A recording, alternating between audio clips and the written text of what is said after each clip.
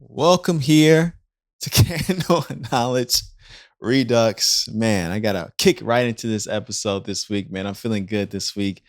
For people who are new, my name is Jarvis Smith, and Candle Knowledge is about the life and lessons of my parents that they taught me in the wake of their deaths. And I'm using it to guide my life, to go through the grieving process, to pass it on to the future generation and all that great stuff like that, man. I hope y'all are enjoying everything in your personal lives. I appreciate y'all for rocking with me. If you're brand new to the series, I appreciate you for checking out this video. Man, we're just gonna keep things rolling out here. And I want to maybe take it back to high school once again, because I went back to my actual high school after so many years. I went there physically in person, but prior to getting there, I was doing these speaking engagements with my high school teacher. So again, we established our connection again around the time I was working on Candle Knowledge, really starting the beginnings of it. I remember calling him up for the very first time in 2017 here and just looking to get some insight from him about the original concept. And that's when he told me about the story about how it all came about and just the different ideas there. And then I kind of told him about my life and what was happening. And then, we stayed in contact from there casually. Then, around 2020 comes around, the global pandemic, lockdown, all that stuff like that. I get in contact with Chris again. We have an update, and then we do his episode of him speaking about the entire journey of his career, Kano Knowledge, and how we connected and everything like that officially for the series, the audio series. But after that, we still stayed in contact, obviously. And then, after everything was happening, Mr. Wendelin was telling me about, how his classes have switched to virtual online stuff. And like, this is around like 2021 at the time. And he was just saying, man, it'll be really amazing though if you kind of came through and just did like a virtual speaking, to my students now because everyone's online. And he had me come through and speak to his like, sophomore and junior students they're in his different English classes that he had and stuff like that. And it was like a full day of like, these different classes he was bringing me to. And it was really awesome. It was the first time doing it. That was virtual. So that was fire, man. That was amazing. It was like my first time in 2021 going back to high school, even though it was virtual. I was still here in California. And obviously they're out there in my hometown of Palos Hills, Illinois. And that was the whole entire experience there. But that was like the starting process of that. But that was super dope, right?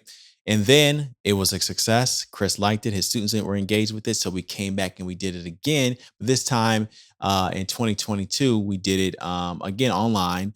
But this time it was different because the students, it was a mix. Students were online and in person at the same time too. So this time he was able to get all of his students to come into the classroom. This is, 2 years removed from COVID as far as the lockdown stuff goes. COVID was still out there, but lockdown wasn't happening like it was. And now all the students were in classroom, but I was able to kind of be on the big screen in his class and I was able to speak to the students. And that was really dope because there's a whole different connection. I was sharing life experiences, how I met Mr. Wendelin, Candle Analysis series, kind of working through adversity, through grief, and all these different things, and just my career and all of entertainment and all that stuff like that. And it was cool because all the different students had questions. They were feeding off one another, which was a little bit different than the first one because it was all virtual. Some students were on camera, some students weren't, and I definitely understand. Sometimes I don't be on camera either for some of these meetings. It's just what it is. And but it was just a different connection. People were feeding off each other. I remember one student's like, "Hey man, you talked about you used to rap. Do you mind rapping for us now?" And I did all that stuff like that. It was really cool. It was really dope. So that was a really great response from that class. 2023, things got busy for us overall, but then we start talking though in 2023 loosely towards the tail end about 2024 and how I said, man, one thing we can do that'll be different because at the time I was working on Kennel Knowledge Rebirth at the same time, bringing the series back, giving Chris a whole update about what's been happening. I said, man, it'll be really awesome to do a follow up to your Light the Kennel and Knowledge episode to have him featured again on the pod, the audio series at the time. But then also, man, it'd be great if I can just come and just do another speaking engagement too. And he said, yeah, that'd be great. But then I was like, you know what, you're really cool if we could really figure this out. It'll be really amazing if I can actually be there in person because I can make this work. And that's when the idea started to get sparked and we really nailed in the date. We locked in the time. And what he ended up doing was he had me go to his, senior classes that he was teaching, his junior classes that he was teaching. But then it was like a 2 day event. That was like day one. Day two, we did like this whole entire auditorium thing, like it was the big auditoriums in school when you had that like little speaking stuff. It wasn't, I mean, it was in the auditorium, but it wasn't to like the entire school or anything like that, but it was just to his classes coming together, and we did like a whole entire interview there because he taught this class called oral history, oral storytelling, which basically is telling your story through audio and using your voice and sharing your voice and understanding how to do oral storytelling. So that's where he brought me in as like an expert, thanks to the podcast on that topic, and we did it live and it was super dope.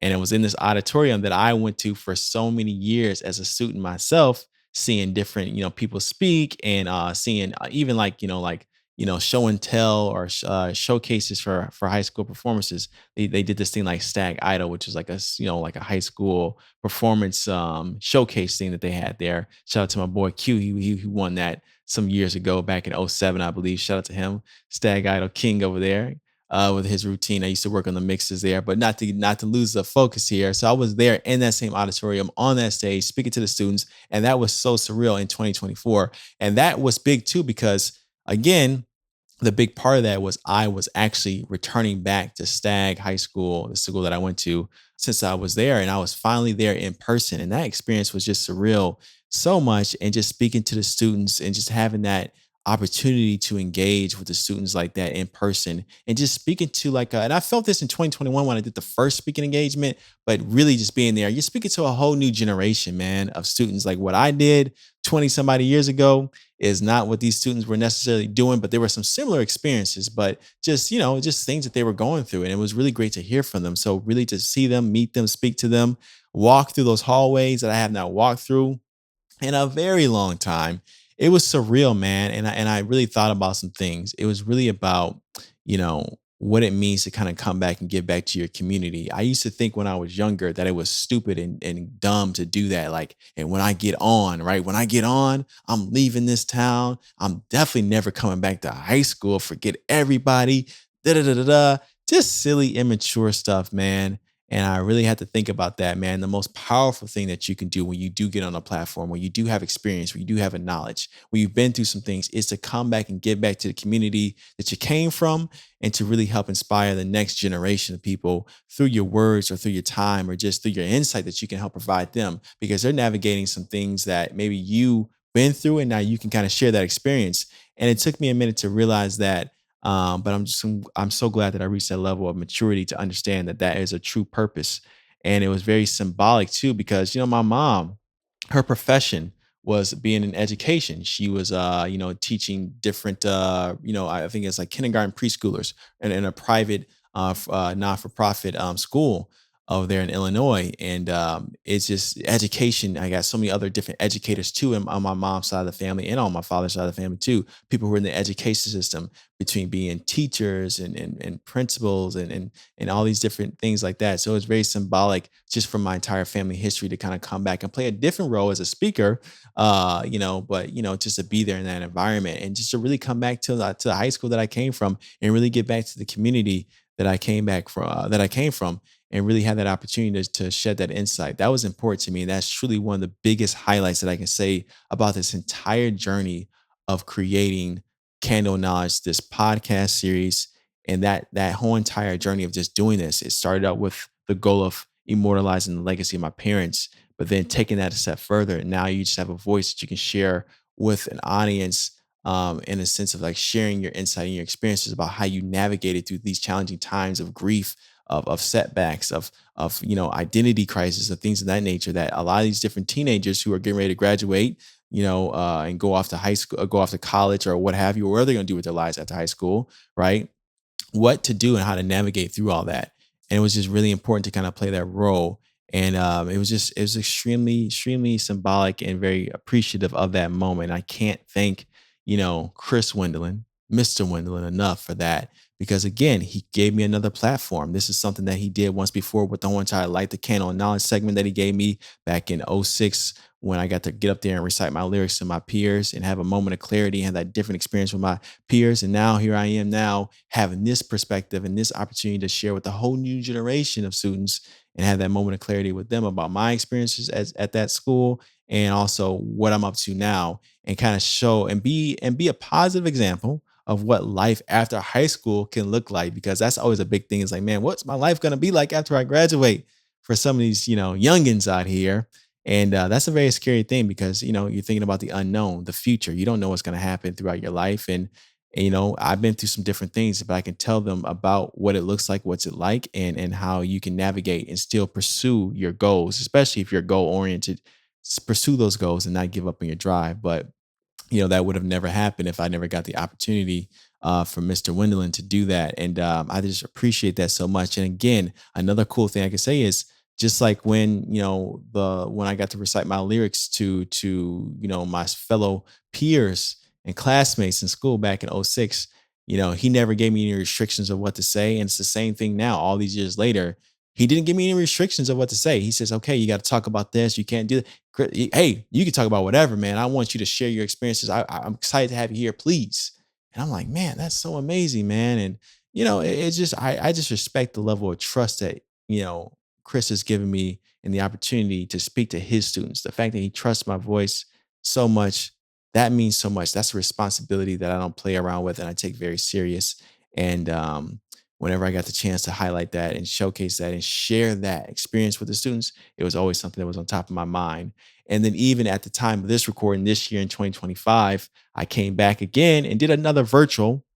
Things are moving around so busy right now, but did another virtual visit with the graduating students of that year. And it was really special for those senior students just to do that. It was really nice just to see them and hear from them again and just share those experiences. And man, it was just really unique just to see that. So it's an honor to be able to have this reoccurring thing here where I'm just able to contribute back and share insight and knowledge. But it's also an honor to have to see the history of my connection with Mr. Wendelin over the years and just seeing how we've both grown and matured from the student and teacher dynamic that we once had to now to people who just respect each other on a peer level to now someone I would consider to be a great friend and a mentor in a way that it would never being like you should do this, you should do that, but just how he carried himself and how he just worked with me and spoke to me and how we talked over the years. That's someone that I really have taken a lot of insight from, and I think that's one of the great role models for sure is Mr. Wendelin, and I learned a lot from him. So again, just to everything that he has done, everything that he has allowed me to do for his students and the trust that he puts within my insight and my voice. I can't thank him enough for that one. It really means a lot. So going back to high school, man, it was surreal. It was trippy. It was an honor. But when I think about the legacy of my parents and just everything they taught my brother and I, they were always about going back to their communities too, where they're from. And when we would take these trips back home to their family reunions or to more, it was like, to our holiday trips that were like family reunions. And I mentioned this before too, but it's just like they would always be out there running the streets, meeting up with all their friends and stuff like that. But they would always be giving back to the community and stuff like that, just from how they moved around with people. So I take a lot of that from them too, and just seeing what I can do on my level. And this is definitely something that when I think about it now, if I were to start a family, this is definitely something that I would greatly appreciate to share with them. That this is some of the things that I was able to do, and this is what you're made of as well, coming from our family lineage, our family tree. So you're full of greatness. But if it's not me having kids, well, then for my nephew, definitely they'll know the greatness that's within them, and not just maybe unfair expectations that you got to be like this, you got to be like that, but just know that if you're lost in direction and purpose and what your calling is, I think that you look into your background and the people that have come before you and you realize that, man, there's some specialness within that. And this is how I can pay it forward as well. And the things that I do as I continue to work on myself, because that's the name of the game is paying it forward, not trying to get someone to pay it back.